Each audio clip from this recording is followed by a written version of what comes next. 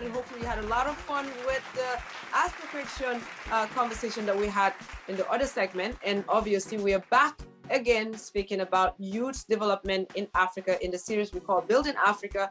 And hopefully you're commenting. And also, if you're just joining us, make sure you do take a minute and share this video as we continue this conversation. So let's talk about sports, art, music in terms of youth development, because I think there are several things here. It's not just the government, but also the mindset of our parents when we're growing up, what they look at as formal education, how it can actually structure your life versus if you were doing sports or if you were into music or if you were into art or unconventional career paths, if I may say. Let's talk about that before we talk about the solutions for the youth. It's our parents, it's the government. It is our parents that are going to be in the government. So if they have the same mindset, the same culture, thinking, oh, the education that we want from because you're saying the parents that we have in the household are the same ones in the government. The same ones that are in the government. Okay. The same ones that are in society. And I think Amy can say something about my mom when she was growing up. Amy, you were supposed to go to Ghana for tennis, right? It was not Ghana, it was Europe. Europe for tennis, right? To go play tennis because Amy was good at tennis. But then that was not something my mom would fly with my mom because it was not appropriate. It is not something that they will support. And you see how much I travel and run around because of sports in the US. So I think we need to change the mindset. People need to understand when kids are in sports, it's not only about them being in sports, but it also helps them to be able to multitask. It helps them to be responsible. It helps them to be able to be team players. So if they learn to be team players at an early age, then they will continue that same practice as they get older, as they join the workforce. So these are cultures that kids would learn when they're in school. The more idle a kid is, the more likely that they will get in trouble. So let's say, for example, music in Nigeria, and a lot of people are identifying about like Nigeria and looking at it from a more positive light than a negative light. And that means actually the name in the country, like a lot of people will, because music is so universal, they will want to learn more about the country and they will even probably buy a ticket to go and visit as a tourist. Right. So it's actually good for the government to invest in music, sports, because those are like universal. That's like, it doesn't matter what language you speak or whatever. People usually come together because of sports.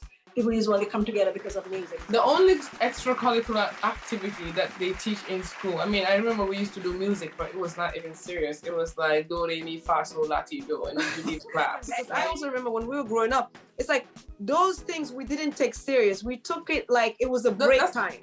That's the class that you wanted to just hurry up and get into because you know you're not going to listen to the class and you're still going to have 100% in that class because the teacher that's teaching you that class probably don't even know what the hell he's talking about. Let me tell you why I say that. When you see a student going to a music class in America, they have a guitar, they have this. I'm like, what kind of music class y'all going to? Because my music class was just do, re, mi, fa, sol, la, ti, do. And I'm done. What language I passed the class. Latin? Do, re, I don't know what it is, do, but re, mi. that's what you say, and then you pass the class, and you out. You sing the national anthem, you pass. You have A. I mean, you write all those little things that look like music jargons. You pass the class. You're done, right? Like so, me and the idea when she was here, we were listening to Africa had a show, and we were listening to some of these kids sing, and you hear their range, and you're like, yo, knowing that this kid didn't have any form of training, and they can get that range. Imagine if that child had like proper training. That child could have done amazing things, right? If you go to Senegal, just a neighboring country like Senegal, they do better with music a little bit, right? Because they teach it. You go to school for it. You go and learn how to drum and all those things, right? Yeah. Maybe a lot of the kids in Africa, they're just really creative, right? So they find their voices in music. But even in Senegal and all the other African countries, I don't think they have the same structures that the music schools or the schools that focus on music or any school that actually, the way they respect and value art and music and sports into their curriculums, they don't have those structures in Africa. These are just kids that are just creative, that happen to really make it. That's what I'm telling you. Right. If you look at soccer, Africa is the largest continent in the world, correct? Now, when you look at professional soccer and how the ones that are doing very, very well and been there for years and make millions and still are making millions even when they quit playing soccer. They came from countries that empowered them, right? Think about these people who are amazing soccer players, people like Steve. Imagine these people having the help that they need from the government. They have institutions that train people, they have tournaments, and they have all of these people are self-trained from their little corner street playing warga warga. If we look at France that won the World Cup, 90% of the players were from Africa, right? So like, what does that tell us? No, but they are from Africa, but guess what? They were not born and raised in Africa. Their parents actually moved to France. Right. And then, of course, now they have the opportunity, okay, to do well. And then the African people get upset and say, well, why didn't you come and claim us and play for us? No, because you didn't give me no resources when I was there. Right. So I don't have any connection with you. That means that if we give the same resources as the other countries, we could actually have people as good that goes to like the World Cup, right? If we look at someone like Tyrese, who was Jay's neighbor, I used to take that kid to his practices all the time. And guess what? Now he plays for the NBA. And you're like, whoa. So it's normal. It's nothing, there is no extraordinary thing. There is no voodoo, there is no setting, there is no big halwa that you have to do. It's just Mayor taking the kid, they love this. You take them to practice every single day. You bring them home. They do their homework. Like I said earlier, it's not just the government, but it's the government that are from our homes that have this mentality, that go into government and still have that same mentality. So they're not going to believe in this extracurricular activity. They're not even in for the people. Like my people, my people, my people. You have meetings for my people, but then you end up doing nothing for my people. Like that's not what he says in the song. But go ahead. You just made up your own song. But we got it. But when you look at Tyrese, he started playing basketball since the age of 3. And he get up every day at 5 o'clock in the morning with his parents to go to practice. How many of the African parents will do the same thing? How many African parents, even in the West, will take the time to take their kids to practice? Africa, sometimes the last time I was there, you will literally see a boy. You send him to the store, right? He will have a bottle.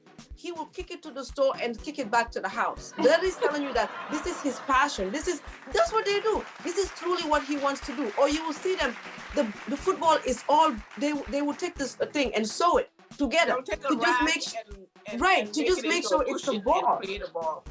Right. So this tells you how much creativity is in this child and how much passion that they have for this. But nothing. And like Amy, you were saying earlier, in the schools in America, these people, they put so much pride and love and respect with the instruments that they carry to go and do the music that they are doing in the schools. They take pride in it, right? Not just taking pride in it, Joka. Let me tell you, once you're doing these kind of things, you know what they give you? They even give you scholarships. So basically, you're forcing the kid to say, you go play some sport, but still go to school. And if you do that, I got your school fees. I'm going to pay for your school fees. Yeah. What do they give us? But there's a lot of investment too that goes into like these programs in school, like a whole lot of investment, because it's like top of their priorities. But I'm sure, like, let's say if you look at any African budget, let's just say Gambia, for example, I'm sure you wouldn't see any money for programs that for youth and sports, for music in the budget, because it's not important. It's not important to them. On that note, since it's not important to these governments all over Africa, I'm sorry, this is the truth, right? And we just have to say it as it is. So now let's talk about it in this aspect. What can youths do for themselves to empower themselves to be able to compete within Africa, right, in the job market or whatever, to stand out, because to empower themselves, because they can't keep waiting all their life for the government to rescue them, for the NGOs to rescue them, because we already know the NGOs are there not for the youth, but for their pockets just as much as the government. Most NGOs, not all of them, but most of them. You know, also do make sure that you do comment below and let us know what you think youths can do to empower themselves individually in Africa. Because we say to empower the youth, but then ask them to empower themselves, because they're powerless. They don't have the knowledge. They don't have the resources. So I think it has to start with some group of people like Amy, like myself, like other people that a little bit in tune and aware to try to take a steps, to try to help these people, show them how they can come together and create paths, create avenues for themselves so we can help them. So I think when we have people in the diaspora that have a little bit more resources and try to put it back and not give it to the government, but create the environment for these youths. Before you have a solution to a problem, the problem needs to be addressed and probably looked into first, right? Mm-hmm. And we're still not even close to getting to the solution to this problem. The problem that is going to fix this problem is the government. That's why I say the problem that is fixing the problem is the government. We need to have proper representation in the government. People who genuinely care. You go to places like Tabokoto, Latikunda, Kotu Koware, and you see the amount of youths that sit there every single day. They wake up, they are so hopeless. They don't know what to do. They don't know what's next. They are depending on their moms to go to the market and sell and bring back and give them food to eat.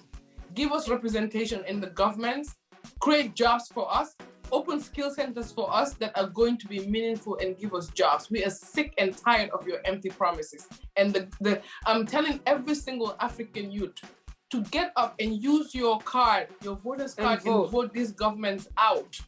Yeah, Unless and until they are doing the job. No, as long as they get to doing the job. If they're not doing the job, vote them out. I don't care who you are, even if you're my father and you're not doing the job, get out. Yeah. On that note, Amy for president. Give us your take. No, but she's right. You have a lot of points. I'm just making fun, but you're absolutely right. They have to use their cards, voters' cards, and vote. Connect that directly with what is your future. But I don't think there's a connection there. We don't connect it. There's a lot of progress that's being made, which is being actually taken by the youth, right? There's a lot of youths like that we've spoken about this before. They're using technology actually to their advantages, right? They're doing a lot of things that we were not able to do, like growing up. It breaks my heart that these youths, some of them are really, really scratching their heads and trying to figure things out, just trying to do something, but the help is not there.